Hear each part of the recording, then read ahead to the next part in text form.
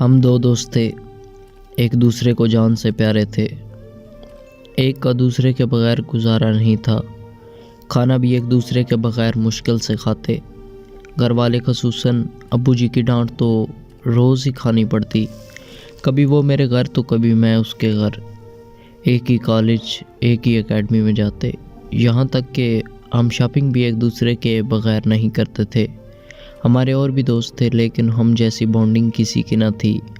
سب کہتے کہ پتہ نہیں یہ دونوں ایک دوسرے کے بغیر کیسے رہیں گے۔ جان بستی تھی ہماری ایک دوسرے میں۔ اگر کسی ایک نے کسی شادی یا کسی بھی ایونٹ میں جانا ہوتا تو دوسرے کے بنا نہیں جا پاتا تھا۔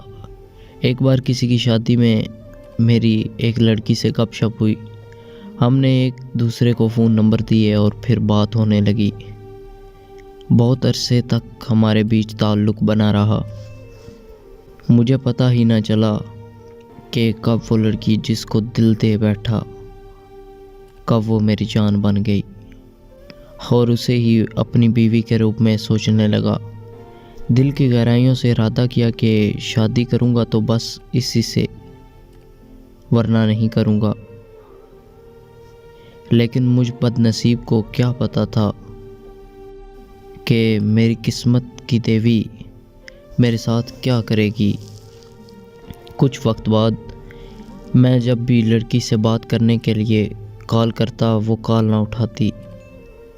ادھر دوست بھی بہانے بنانے لگا کہ میں مصروف ہوں، ابھی بات نہیں کر سکتا۔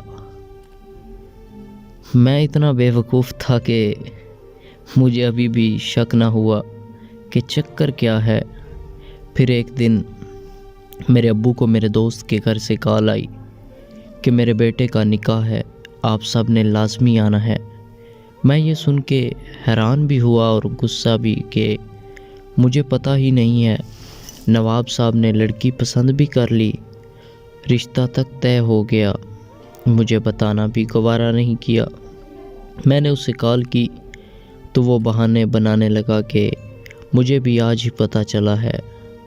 خیر، نکاح کے دن ہم سب گھر والے ان کے گھر گئے۔ وہاں جا کر مجھ پر تو جیسے بجلی سی گری۔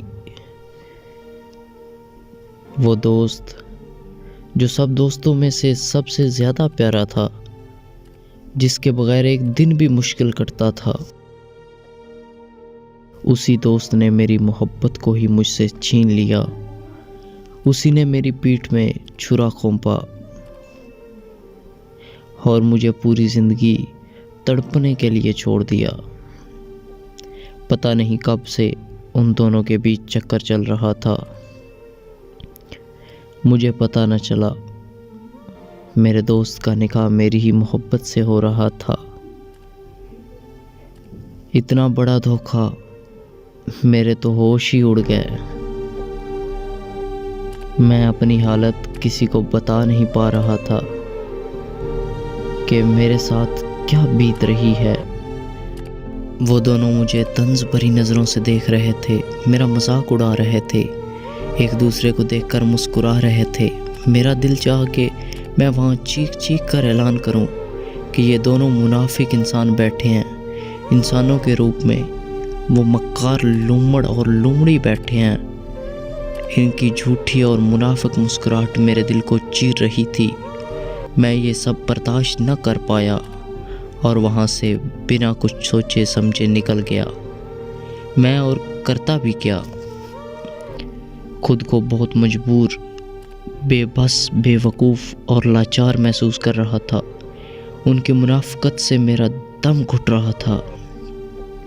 مجھے بہت برے طریقے سے ڈپریشن ہو رہا تھا۔ میں جیسے ہی ایونٹ کو چھوڑ کر نکلا، سب بہت پریشان ہوئے، سب نے پیچھے کالز کرنا شروع کر دی، اور جب اس منافق انسان کی کال آئی تو میں رو پڑا اور چیخ کر بولا، بکواس بند کرو اپنی، آئندہ تمہاری کال نہ آئے۔ میں نے اپنا معاملہ اپنے رب پر چھوڑ دیا ہے۔ تم دیکھو تو صحیح، تمہارا اور تمہاری اس نئی نویلی دلہن کا گریبان میں قیامت کے دن کیسے پکڑوں گا۔ تم کیا سمجھتے ہو تمہاری اس منافقت اور غداری کو میں آسانی سے معاف کر دوں گا؟ نہیں، میں تم دونوں کو نہیں بخشوں گا۔ اب اللہ کی عدالت میں ملیں گے۔ اپنے دل کی بھڑاس نکال کر میں نے کال بند کر دی۔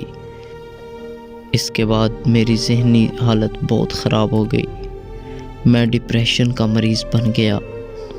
میرے گھر والے بے حد پریشان تھے کہ آخر اس کو ہوا کیا ہے، کیسے بتاتا کسی کو کہ کیا ہوا ہے۔ میں آج تک اس تکلیف میں ہوں۔ جلد اللہ میری تکلیف کو کم کرے، مجھے صبر دے۔ میرا اعتبار دوستی اور محبت دونوں سے اٹھ گیا۔ میں سب کو ایک پیغام دینا چاہتا ہوں کہ خدا را نہ کرے کسی پر اتنا اعتبار کہ اعتبار کا بلبلہ پھوٹتے ہی اتنی تکلیف ہو کہ لفظ اعتبار سے بھی اعتبار ہی اٹھ جائے اور آپ کہیں کے نہ رہیں۔